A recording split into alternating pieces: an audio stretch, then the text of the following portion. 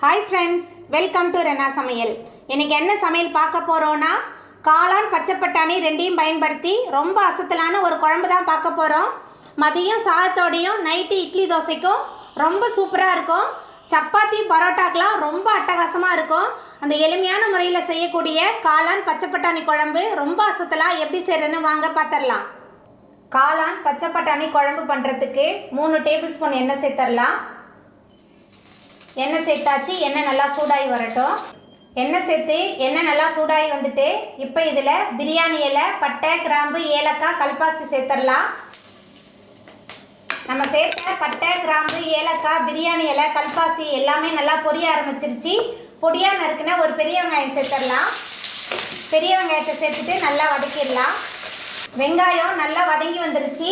இப்போ இதில் மிக்ஸி ஜாரில் சேர்த்துட்டு விழுதாக அரைச்ச 2 தக்காளி பழம் சேர்த்துக்கலாம் அது கூடவே 2 டேபிள்ஸ்பூன் இஞ்சி பூண்டு விழுது எல்லாத்தையும் சேர்த்துட்டு நல்லா வதக்கிடலாம்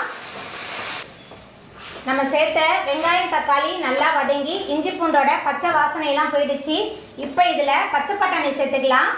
நான் ஃப்ரெஷ்ஷான பச்சை பட்டாணி தான் எடுத்திருக்கேன் இது கூடவே குழம்பு மிளகாய் தூள் 3 டேபிள்ஸ்பூன் அதுக்கப்புறமா கரம் மசாலா 1 டீஸ்பூன் எடுத்திருக்கேன் எல்லாத்தையும் சேர்த்துட்டு நல்லா வதக்கிடலாம் நம்ம சேர்த்த மசாலா பட்டாணி எல்லாமே நல்லா கலந்து வந்துருச்சு இப்போ இதில் ஒரு பாக்கெட் காளான் சேர்த்துக்கலாம் காளானை சேர்த்துட்டு இந்த மசாலாவோட சேர்த்துட்டு திரும்பவும் நல்லா வதக்கிடலாம் மதியானம் சாதத்தோடையும் நைட்டு சப்பாத்தி தோசை கூடயும் சாப்பிட்றதுக்கு ரொம்ப சுவையாக இருக்கும் நம்ம சேர்த்த காளான் பட்டாணி எல்லாமே மசாலாவோட சேர்ந்து நல்லா கலந்துருச்சு இப்போ இதில் உப்பு சேர்த்துக்கலாம் அதுக்கப்புறமா காளான் பட்டாணி வேகிறதுக்கு தேவையான அளவுக்கு தண்ணி சேர்த்துக்கலாம் நான் மிக்ஸி ஜாரை கழுவி அந்த தண்ணியை சேர்த்துக்கிறேன் இந்த குழம்பு கொஞ்சம் திக்காக தான் இருக்கணும் தண்ணியாக இருந்தால் நல்லா இருக்காது